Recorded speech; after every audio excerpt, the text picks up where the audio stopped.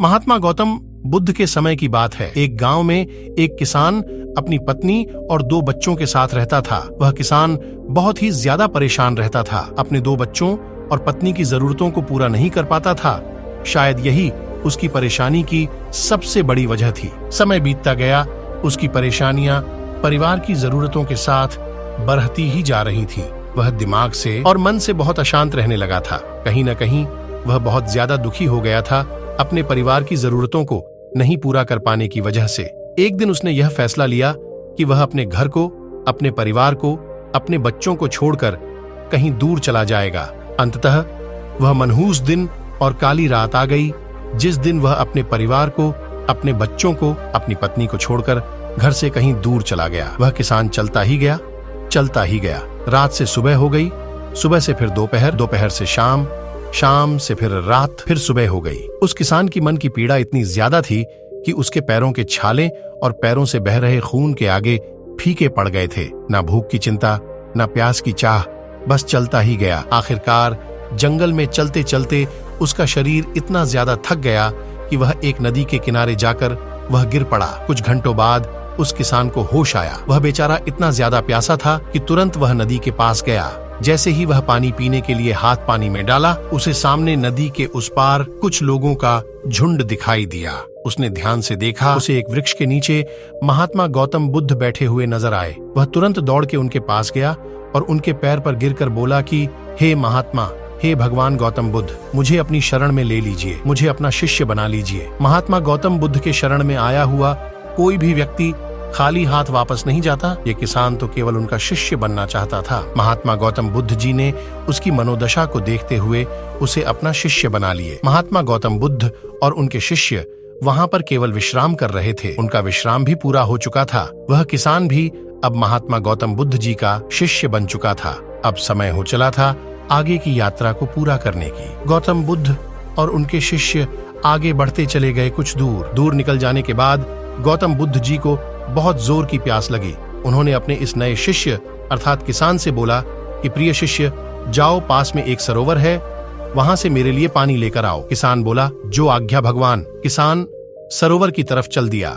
सरोवर के पास जैसे ही किसान पहुंचा, उसने देखा कि उस सरोवर में बहुत सारे जानवर उछल कूद कर रहे हैं। वे सारे जीव जंतु किसान को देखते ही तुरंत वहां से भाग गए। किसान बहुत ही खुश हुआ और उस सरोवर की तरफ चल दिया पानी लेने के लिए। परंतु जैसे ही किसान सरोवर के पानी की तरफ हाथ बढ़ाया, उसने देखा कि पानी बहुत ही ज्यादा गंदा था। किसान निराश होकर वापस गौतम बुद्ध जी के पास आ गया।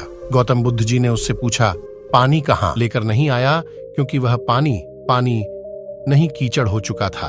महात्मा गौतम बुद्ध जी उस किसान की बातों को समझ गए और मुस्कुराते हुए उन्होंने कहा कि मैंने तुमसे सरोवर का पानी मांगा था, मैंने यह नहीं कहा था कि पानी अगर गंदा हो तो पानी लेकर मत आना। उन्होंने अपने दूसरे शिष्य से अनुग्रह किया कि जाओ और सरोवर से पानी लेकर आओ। उनका दूसरा शिष्य निकल पड़ा पानी को लाने के लिए और कुछ देर पश्चात वह पानी लेकर वापस आ गया। आश्चर्य की बात तो यह थी कि दूसरे शिष्य द्वारा लाया हुआ पानी बिल्कुल साफ था और उससे भी बड़ी असमंजस की बात यह थी कि सारे के सारे शिष्य बड़े ही आश्चर्यचकित हो गए कि यह करिश्मा कैसे हो सकता है, क्योंकि पहले शिष्य ने तो यह बताया था कि पानी कीचड़ हो गया था।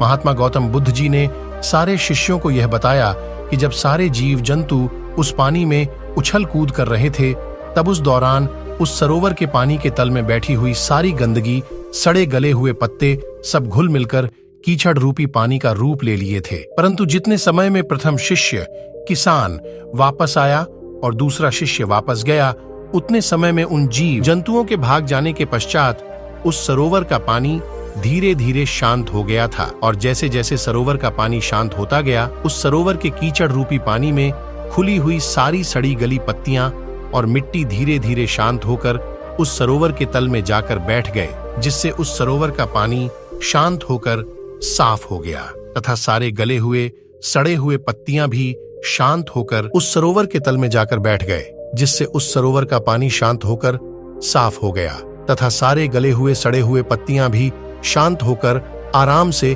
उस सरोवर के तल में जाकर बैठ गए थे। प्रिय शिष्यों, अगर उस सरोवर में किसी भी तरीके का कोई हलचल नहीं होता, तो उस सरोवर की हर एक चीज जिसको जहां पर होनी चाहिए थी वह वहीं पर ही रहती।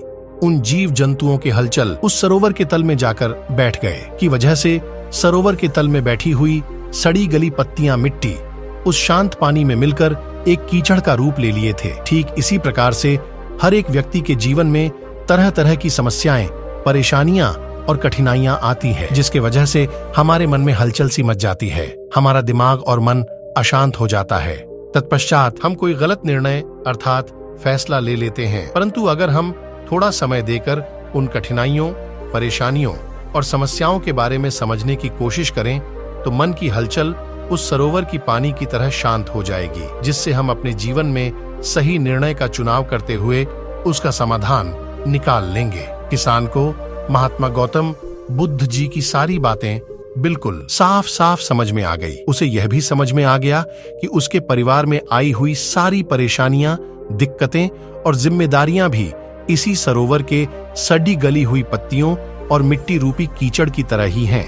बस जरूरत है थोड़ा समय निकालकर मन को शांत करते हुए उन परेशानियों, दिक्कतों के बारे में समझने जरूरी है